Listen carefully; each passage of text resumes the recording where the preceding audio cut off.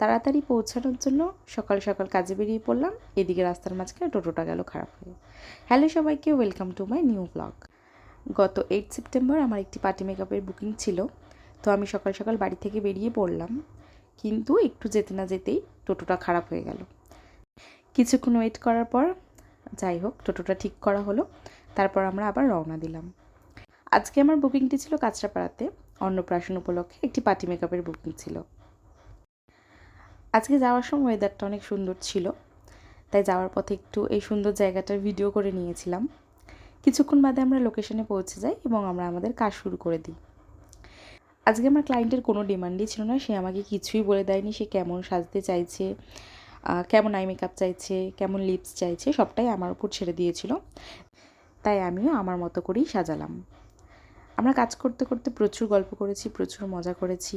আমার এই ক্লায়েন্টকে আমি আগের দিনও সাজিয়েছিলাম, কিন্তু সেদিন ওখানে কারেন্ট ছিল না, তাই মনের মতো হেয়ারস্টাইল করতে পারিনি।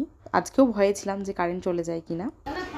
যাই হোক, মাঝখান থেকে এনার একটু ভিডিও নিয়ে নিলাম। আজকে এনারই অন্নপ্রাশন, আর সেই উপলক্ষে এত সাজগোজ করা হচ্ছে। ওর সাথে কিছুক্ষণ মজা করে নিয়ে আবার কাজ শুরু করলাম।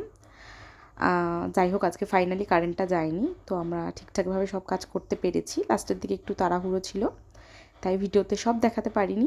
একেবারে শেষে দেখাচ্ছি তোমাদেরকে আজকের লুকটা কেমন ছিল। তোমরা দেখে আমাকে জানিও আমার কাজটা কেমন হয়েছে।